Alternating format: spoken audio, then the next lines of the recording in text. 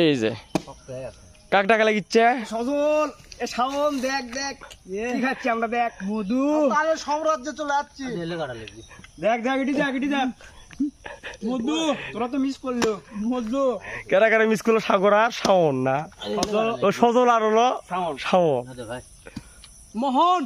মোহন এটা মোহন এ একবার দেখাও আরো বলে গাছও তো আছেই 10টা না 12টা গাছ বলে আছেই আড্ডি দিছে ভাই একটু খাবার গেলে 3 দিন লাগবে খাই হবে না বিপুল